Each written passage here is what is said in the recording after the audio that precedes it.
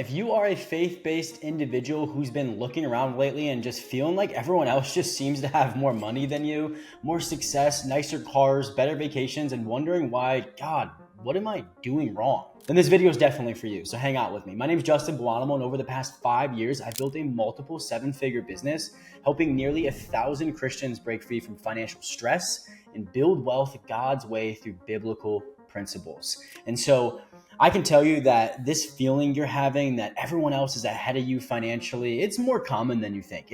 I think everybody has that feeling, right? And there's actually some really important spiritual and practical reasons why this happens. And so in this video, I'm going to break down the biblical truths behind why it seems like everyone has more money than you, and more importantly, how understanding God's perspective on wealth can set you free from this comparison trap that's keeping you financially stuck and frustrated. And so the first truth is by far the most deceptive and yet also the most common trap that Christians fall into when comparing their finances to others.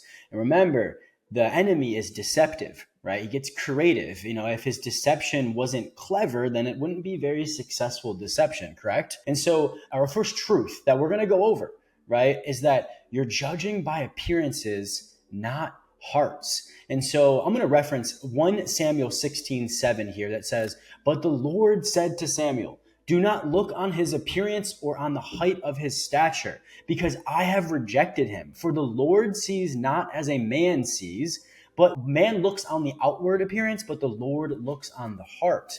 And so I'm going to talk to you a little bit here about my perspective on this truth of you're judging by appearances, not hearts. That's why it feels like everyone's more ahead of you, right? And so materialistic things aren't bad. Let's put that out there really quickly, right? Materialistic things are not bad, right? And it's not to say that everyone that has these things are doing something wrong or doing it the wrong way. But I find a lot of times, yes, people are making poor financial choices to make these things happen. These things that you're seeing that you're judging them for being further ahead of you, a lot of times they're not going about it the right way. They're making poor financial decisions, and they're doing or making these decisions rooted in ego, rooted in trying to gain love, acceptance, and accolades, or love and acceptance from other people through accolades, achievements, and accomplishments. And I know because I'm guilty of that from time to time, and I definitely was years ago before I truthfully found Christ and gave my life over to him.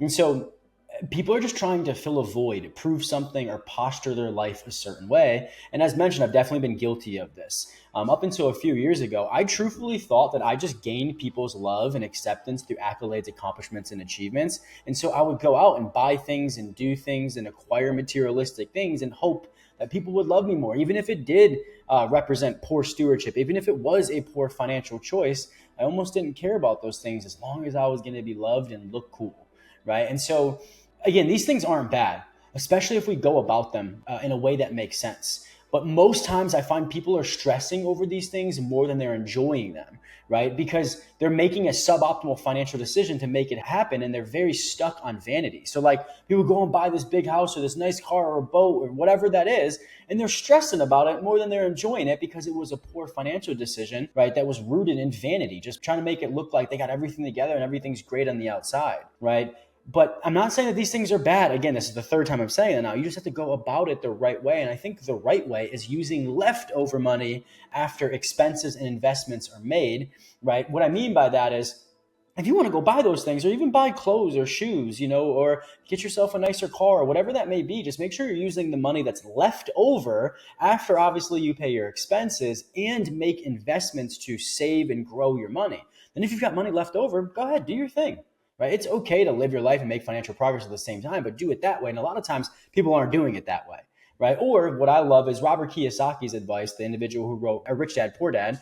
He said, have assets that pay for your liabilities, right? Or, your real estate and or your businesses, the money that you're making from those are now just paying for the cars and the houses and the lifestyle that you want. That's owning assets that are cash flowing enough to not only cover your expenses and your investments, but to also then cover your liabilities, right? And so those are just some thoughts that I have on this, like, you're judging by appearances, not by hearts. And really, again, we'll get in a little bit deeper of the heart part here, but sometimes the appearance, they're stressing about that more than they're enjoying it, right? And so I'm not saying judge everybody if they have nice things and like, oh, I heard that guy Justin on YouTube and they must be going about that in a poor way. So judging them, right? Don't care that they got nice things. They must be doing it the wrong way. It's not always the case.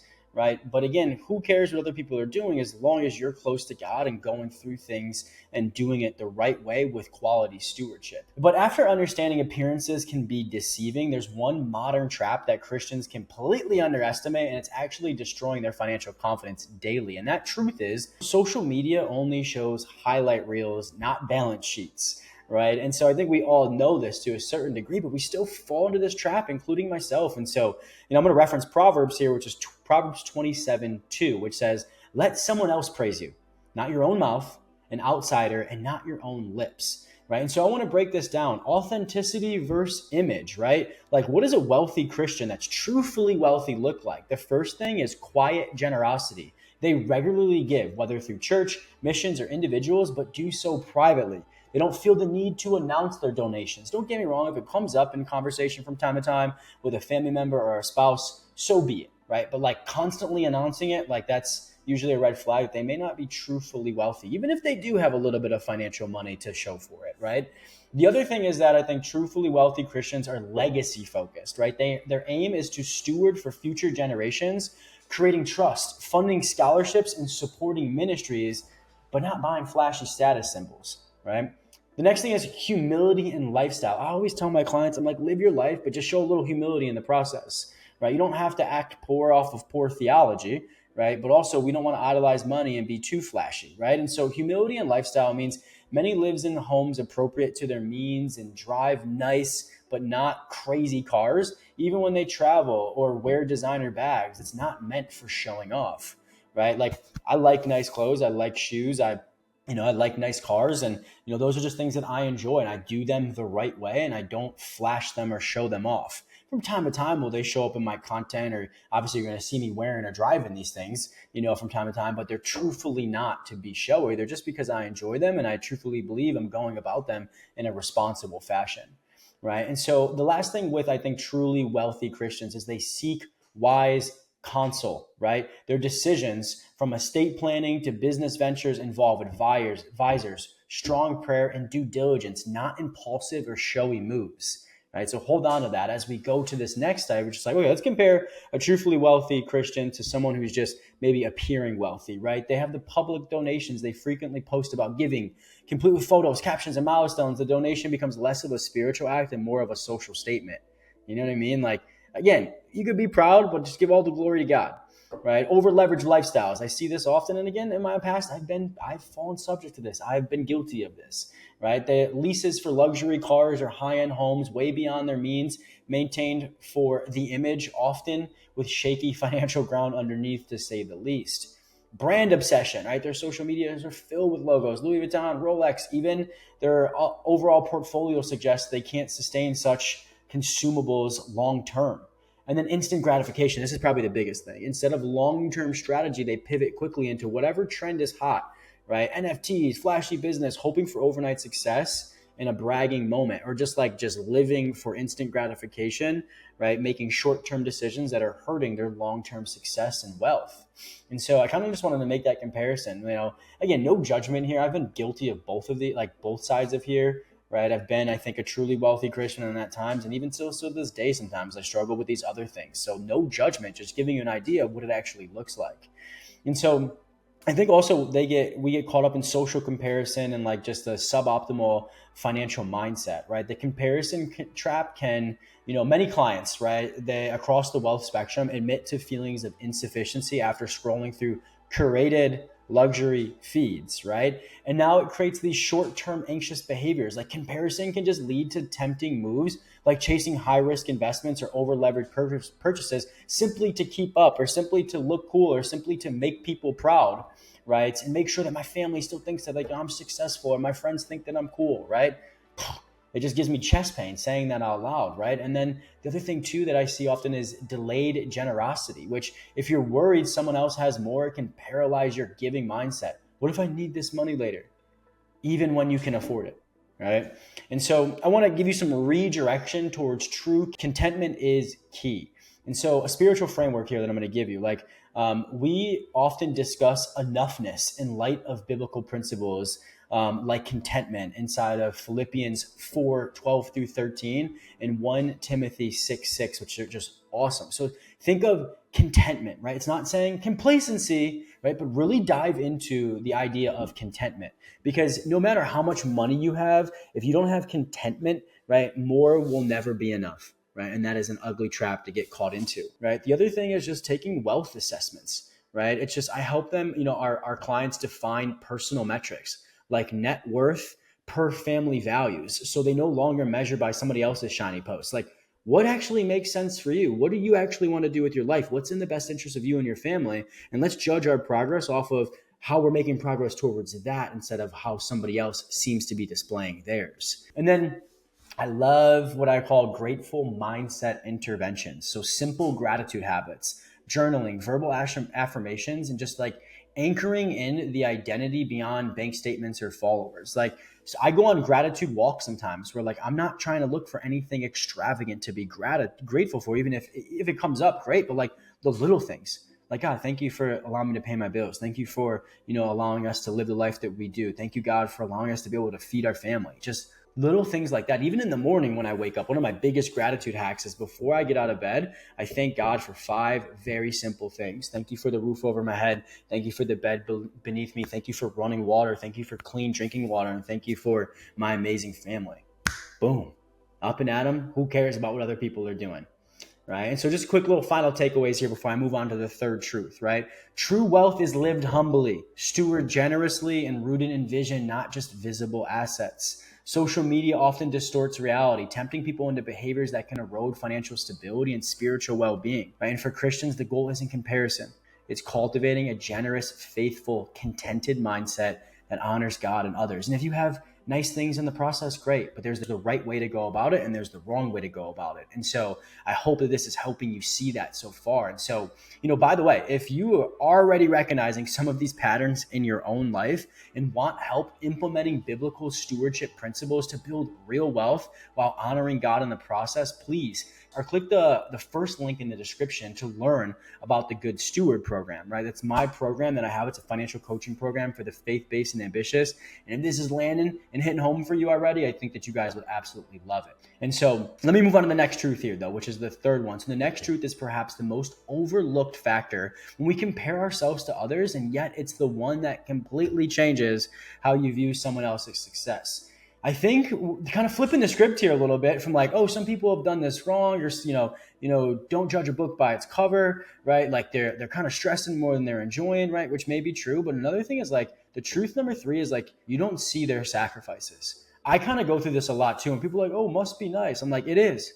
This is a decade plus of sacrifices, stewardship, failure, risk, and overall surrendering to God. Right. And so Ecclesiastes 3:1 says, to everything there is a season and a time to every purpose under the heaven. Right. And so this verse emphasizes that life is characterized by different seasons and cycles with a specific time for every activity under the sun. And so, again, to kind of tie that to my point as I was starting this truth, it's like, sometimes people are just living in the reality of something that they sacrificed a ton for, worked really hard for. And so, the reality that my wife and my family and my most successful clients get to live, sometimes we're judged by that, but it's like, oh, you didn't see all the work that went into this, the sleepless nights, the day in and day out obedience, right? The doing the right thing even when it was hard. And then, oh yeah, also making a bunch of mistakes that I didn't let hold me back, but instead used as stepping stones to become better and do better. And so some people actually do kind of have it all together. I don't want to have it all together, but they are responsible financially and they're well off and they have nice things to show for it because they've done good things and been good people, right? Good things happen to good people, especially when you do the right things over long periods of time without having to see immediate gratification and just trusting God the entire way. Like, people have worked extremely hard for the outcomes, right? And things that happen all of a sudden don't happen all of a sudden, right? Like, some people are like, oh, you're so lucky. Like, your second year in business, a couple of years back, you hit 7 figures. But I was like, at that point, I had been stewarding my money well for 7 years and had really given my life to God for another 5. Right. And so I know that's like nothing crazy. It's not decades and decades. Right. But it was just day in and day out hard work over long durations of time that just led to the outcome. And, clients that have been with us for multiple years, and inside my company, JFF, or Journey to Financial Freedom, that's where the program is held inside of that. Our main program is called the Good Steward program. And people or clients that have been in that program for years compared to the clients who've only been in it for months, you can see a drastic difference. Why? Because the output matches the input. They've been working at it longer and harder than the clients that have only been in it for a couple of months or who have chose to only stick around for a couple of months. And don't get me wrong, I've seen some lives change in 6 months, but the clients that have been with us and in the room year after year are the ones that are building true wealth, true peace, and true legacy. And so one big thing that we have to hold on to here, right, is yes, we don't see other people sacrifice, but there's, especially when it comes to anything like worthwhile, there's no such thing as seeing immediate results, right? You have to be willing to continuously put the work in without seeing results, just trusting that you're doing the right thing and that one day it's going to show, because the time's going to pass either way. It's our decision on how we want to utilize it, right?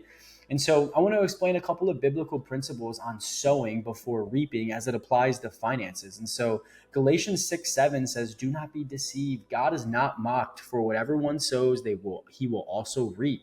This principle appears throughout scripture, and agricultural imagery is often used because it reflects the spiritual laws that govern growth, time, and outcomes. And so some financial application here. You can't harvest what you haven't planted. I try to tell people this all the time, right? Seems simple, but not easy. Like, you can't expect financial breakthrough, abundance, or even stability if you haven't been consistently sowing through wise choices, discipline, or generosity. People want the harvest without ever making the deposits spiritually, financially, and habitually. Like, I always tell people, like, 2 plus 2 doesn't equal 6. Or a simpler way to put that, if you want a certain outcome, the input has to match. It has to add up, right? And so, or what that's called is just, having a champagne taste on a beer budget work ethic. You know what I mean? And so sowing looks like creating a budget and sticking to it from an abundance standpoint, right? Living below your means from strategy, not scarcity. Investing steadily, tithing and giving generously, and honoring God with your spending. And lastly, serving others with your resources. Get rooted in the question, why do I want more, and what am I going to do with more? How am I going to make the best of it? But if you're not sowing financial discipline, you won't reap financial peace. Right? It's kind of just simple math there, right? If you're not sowing generously, you won't reap the joy and blessings that come with it, right? And so I just wanted to touch on that first, that like, you can't harvest what you haven't planted, right? Next biblical principle to kind of tie this to like a financial application is the harvest comes later and bigger. And so what I mean by that is no farmer sows and expects the harvest the next morning, right? There's a waiting period, a time of faith, patience, and trust. Right? And financially, this means the budget you start today may take 3 to 6 months before you feel the freedom, let alone a little bit of progress. And I promise you, being a financial expert that has been budgeting for 10 years now and has helped thousands of other people do the same, you need to budget consistently for 3 to 6 months to truthfully start seeing a shift. Right? And then with investments, the investments you make will grow in decades, not days. That's something that people really have a hard time wrapping their head around. Right. And then the last thing is that the small, quiet financial decisions will compound positively or negatively. One of my favorite books is The Compound Effect by Darren Hardy. Right. And it just talks about it like over years, you're just doing little things day in and day out. And let's just say it's a positive action day in and day out. Like, it takes time to see that. But one day it starts to really take off and you start to separate yourself from the pack or the other people that didn't do things positively year in and year out, time after time, despite what they were feeling, despite the outcomes that they were having. And so I'm going to end this point with Ecclesiastes 11:6, which says, sow your seed in the morning, and at evening, let your hands not be idle, for you do not know which will succeed. And then moving on here, you reap what you sow. This one's probably like the one that you guys have heard the most, right? If you sow impulsive spending, you reap debt and stress. If you sow contentment and stewardship, you reap peace and provision, right? And so this doesn't mean a prosperity gospel, give to get. That is not what I'm saying, right? God is not a transaction, right? And it's not a genie in a bottle, right? Is that the right term? Yeah, whatever. You get what I'm trying to say, right? But it does mean there are consequences, good or bad, to our financial habits and decisions. And those consequences are often multiplied over time. There's this concept in life called cause and effect. You do something long enough, right? You're going to reap the outcome of it. And lastly here, before we kind of move on to the fourth truth today, is that God brings the increase. You sow, you water, you wait. God provides the growth in his time, not yours, right? And so 1 Corinthians 3:6, I planted, Apollos watered, but God gave the growth. This reminds us that with faithful stewardship is our responsibility. Provision and increase come from God. in his timing, right? That's how we partner and play our part. I've said in the past before, like God can't play his part unless we play our part. And like, that's not 100% true because we don't fully control God, right? Like he can do whatever the heck he wants. But a lot of times he holds back blessings and opportunities from us out of protection and love because we haven't done enough to grow into the part or the person that he wants us to be to open those gates and unleash those blessings on us, right? And so we steward, not to force a blessing, but to be found faithful and ready for it. All right. And so final takeaway here before we move on to truth 4 is that if you're in a season where you're sowing financially, be encouraged. God sees it. Stay consistent, stay faithful, stay generous. The harvest may not be instant. It actually most likely won't be, but it will come. Right? When it does, it often exceeds, geez Louise, the size of the seed and our expectations, right? Because it's in God's timing, in God's form, in God's plan, and not our own. That's something to be grateful for. Now, what I'm about to share with you next might make you feel better about your situation, I hope. But it also reveals a hidden advantage that some people have that nobody talks about. And this truth is, number 4 is that some have family money and family baggage, right? You're judging, oh, this person looks like their situation's way better than mine. I'm so far behind. Like you just don't realize there's a lot of situations out there, right? That people have family money, right? But it also comes with the baggage and sometimes the risk outweigh the rewards. And so, Proverbs 13:22 says, a good man leaves an inheritance to his children's children, but the sinner's wealth is laid up for the righteous. And so when I say sometimes the rewards outweigh the risk when you get family money, is not an excuse to not try to do it for your family and do it the right way. And so, as we go through this, I want you to know this verse that I just read, it reflects God's heart for multi-generational impact. But it's not just about money. I tell my clients this all the time, right? It's about wisdom, legacy, and stewardship that outlasts one lifetime, right? The idea is to not just die with wealth and pass it on, but to live in such a way that our children and your children's children are better because of your decisions, right? Like I would rather have you guys leave them your generation's financial wisdom instead of just financial blessings without the financial wisdom. But the beautiful part is you can do both. You can do both. I tell my clients this all the time. You can leave your generations, with a ton of money, but also with a ton of wisdom on how to steward that money and pass it on the right way. And so my perspective, particularly on generational wealth, as a financial coach rooted in biblical principles, I believe generational wealth is a calling, not just a concept, right? It's not about accumulating riches for pride or comfort. It's about stewarding what God entrusts you with, right? Creating overflow to bless future generations and empowering your children with resources and responsibility. But here's the hard truth. Money passed down without wisdom becomes a curse, not a blessing. All right. And so what I see in real life, right? You got the inheritors versus the builders, kind of as I see it. So clients that I see who have inherited wealth, the pros, obviously they got early access to capital, right? They can afford more freedom in their career, business, or lifestyle choices. But what I've seen is they often struggle with entitlement or guilt, right? They tend to lack budgeting and money management skills because they never had to earn anything, right? And they may feel aimless without a clear why, and they're more likely to make emotionally driven money decisions. It's not to say that you can't make the best of an inheritance, right? But that is something that I often see. And when we get envious of people, oh, they got family money, right? Or if we don't even know, you don't even realize a lot of times people really do have family money, which made it easy for them.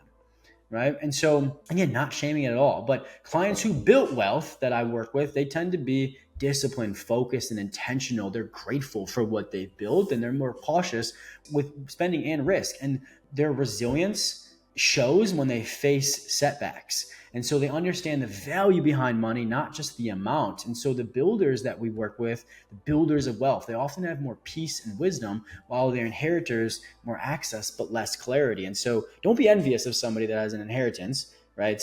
Be a builder and then pass on an inheritance the right way. And so why family money might be a disadvantage without stewardship. So I want you guys to pass on family money.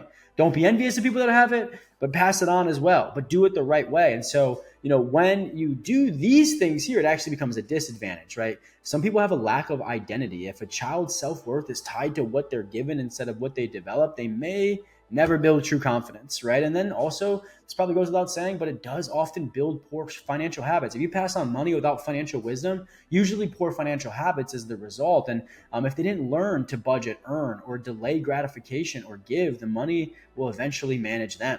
And then entitlement over stewardship. And the last thing, a lot of times it creates family conflict. And so a final word here is generational wealth is only a blessing when it's paired with generational wisdom. Money alone can create comfort, but money plus a mission creates legacy, right? And so the last truth here that I'm going to dive into, truth number 5, is going to be hard to hear, but it's the most liberating one once you understand it, because it puts the power back in your hands. And it's the secret that the wealthiest Christians I know live by. Truth number 5, money problems are usually character problems.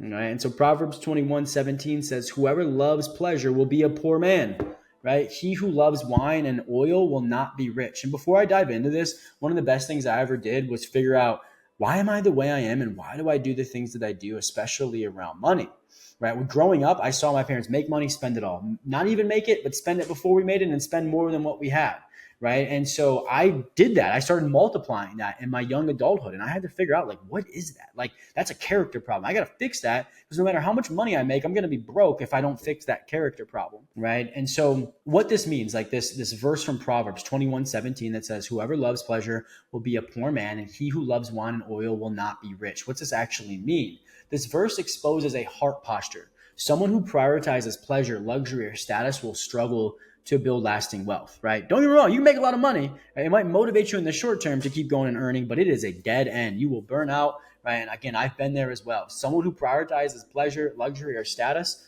will struggle to build long-lasting wealth, right? It's not about having wine and oil, like what Proverbs says, which is symbols of abundance, but loving them being driven by comfort, indulgence, or appearances, right? And so having them versus loving them is the issue, basically, is what I'm trying to say here, right? Having them's fine. Loving them, idolizing them, getting your acceptance through them, or thinking that you're doing that, right? And glorifying them over God ain't it. That's what you will become an issue. And even if the person gets more money, right? Usually, like someone that has character issues, usually their mindset will lead them to spend rather than steward. Right. I see it day in and day out. And again, I've been so guilty of this in my past and still struggle with it from time to time. Financial transformation doesn't happen overnight. It takes time. And so this is exactly what happens when someone believes their income will fix everything, but they still overspend, underplan, and over prioritize comfort, right? You'll never out earn poor money habits. And usually poor money habits come from character flaws, right? The key is in the character. Money just magnifies your character. It doesn't change it. And so, some biblical principles here. Wealth is sustained by wisdom, not income. Think about King Solomon, who wrote Proverbs, one of the verses that I just shared. If he was alive today, he'd be the richest man to ever live. He'd be worth $1.3 trillion with a T, which is 3 times as much as Elon Musk is worth, who's the richest man in the world right now as I'm shooting this video.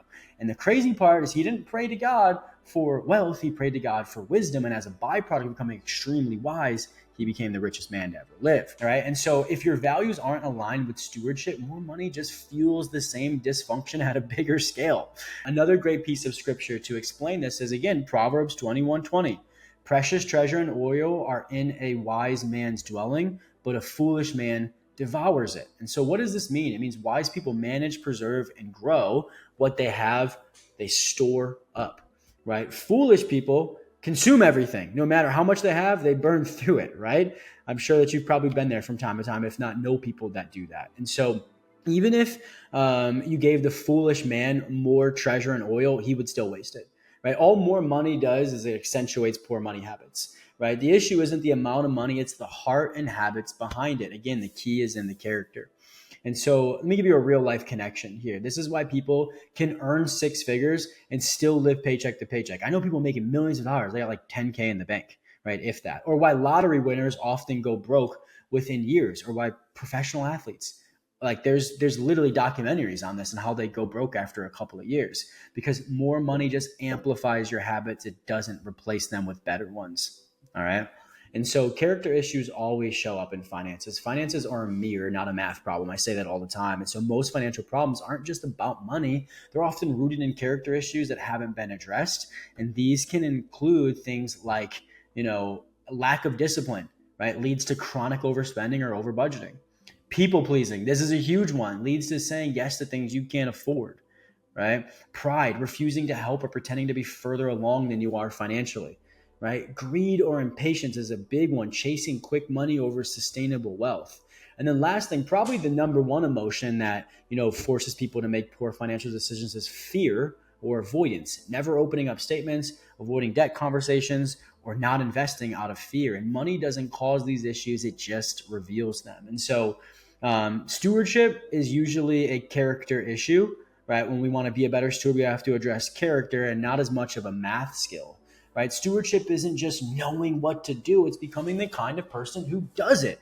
I always tell people, like, hear from God on what he wants you to do and just get up and go do it. Or like, I tell my clients, in my program, I'm going to teach you what the Bible actually says about money management. And we're just going to get up and go do it, right? And so that's why two people can have the same income and completely different outcomes, right? It's, what I've seen in clients all the time. When they have strong character, they have strong stewardship, right? Or when they work on their character, their stewardship starts to enhance. They honor their word. My clients are the best stewards. They have strong character and they do things like honor their word. They follow through on their financial commitments. They're humble. They're open to feedback and willing to change, which is key. And they're faithful in the small, and they don't wait until they're rich to be responsible or generous. That's like the cart before the horse right there, right? And they're often okay with delayed gratification because they have a long-term vision, right? And so weak character, I find, though, sometimes equals fragile finances at the best, right? I hear it all the time. They justify bad decisions. I deserve this, or it's not that bad, right? They're reactive. They're letting their emotions lead their money moves, which is a dead end and a